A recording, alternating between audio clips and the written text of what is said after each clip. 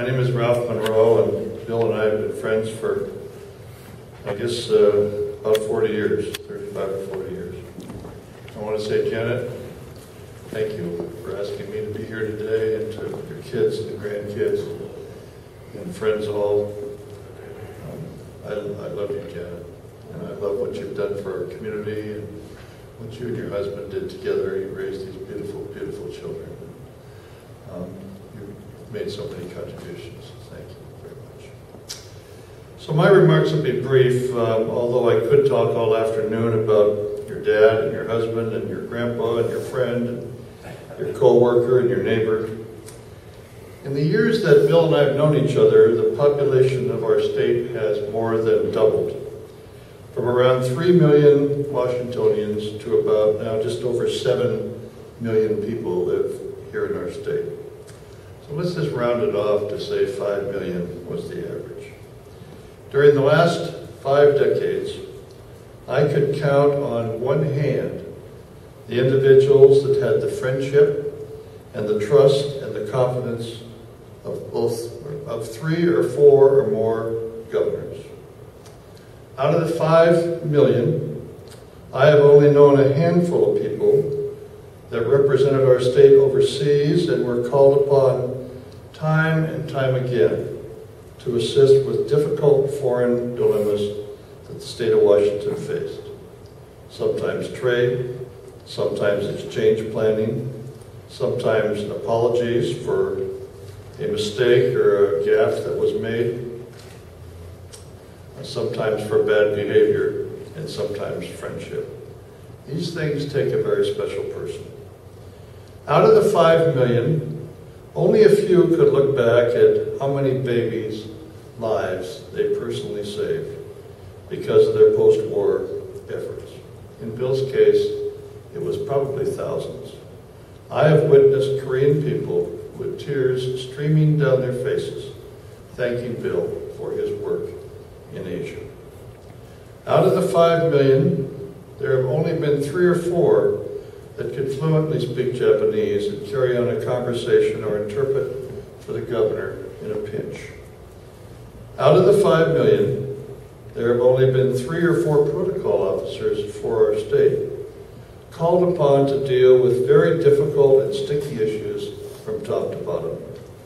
Whether it be selling our first aircraft to the People's Republic of China, or explaining to the president of Korea's security team that no, you cannot offload that howitzer in a truck to follow your president into downtown Seattle, or smoothing over a Japanese leader's accusations that Washington apples taste sour, or correcting a governor that hasn't used good sense. The list could go on and on and on. Out of the 5 million, I have only known 1 or 2 that held major positions of influence at 1 or more daily newspapers.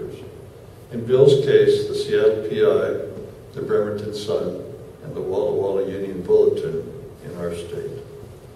Out of the 5 million, only 5 or 6 were chosen to draft our state's first ethics laws that were eventually adopted by the legislature and the governor and demanded by the people. But out of the 5 million, there is only one person who did it all, and that's Bill Asbury.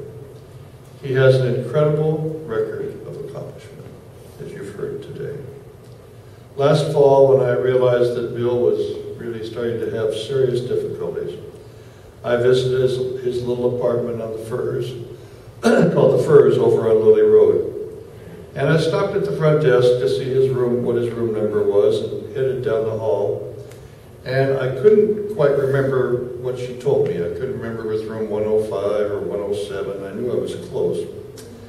And then it was a Saturday afternoon, and then I heard the University of Washington fight song from Husky Stadium reverberating off the walls of room 106. And that had to be him. We laughed and talked and watched the game together. On our last visit a couple of weeks back, Bill was past talking. We just sat and looked at each other. I could see the memories flashing through his brain as we held hands. Then at some point I pulled myself away and said my goodbyes and headed for the front door. As I left the building, the nurse came running after me and she said, "He wants you back." So I went back in and I just held his hand for another 5 or 6 minutes, and he rolled towards me and he gave me a big smile. He couldn't speak at that point. And the look in his eyes were, "I'll see you again, brother." And I knew that he was close to God's hands. He had just a few more hours on this earth. I will always miss this man. He left an incredible impression on me, and I loved him dearly. Thank you again for the opportunity to say this.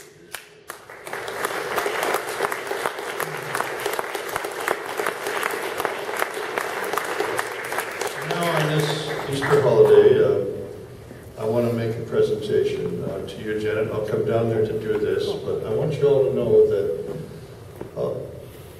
awards, I suppose, to the national leaders happen quite frequently, but very, very seldom does a foreign government give a major award to a state leader, especially a state leader who's not an elected official, but was appointed. And this is the certificate of the Ambassador for Peace Medal from the country of Korea, the Republic of Korea. And it reads, Ambassador for Peace, Official Proclamation. The Honorable William Asbury. It is a great honor and pleasure to express the everlasting gratitude of the Republic of Korea and our people for the service you and your countrymen have performed in restoring and preserving our freedom and democracy.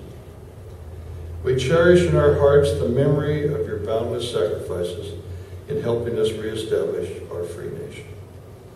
In grateful recognition of your dedicated contribution, it is our privilege to proclaim you as an ambassador for peace, and with every good wish of the people of the Republic of Korea, let us each of us reaffirm our mutual respect and friendship, that they may endure for generations to come. It's signed by the Minister and the Chairman and issued by the Consul General, with a letter also in here to you, Jen. This is a remarkable accomplishment and something that you children and grandchildren, and I want your grandkids to know something special, something beyond this, that your grandpa was a true blue American hero. And you can talk about the astronauts and you can talk about the warriors and all of those people, but your grandpa did incredible things for this country, and don't ever forget that. He was an amazing man.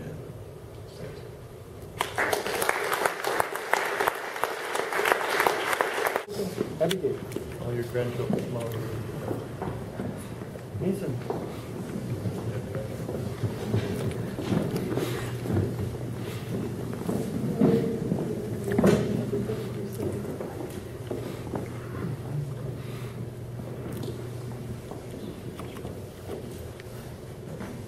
Thank you.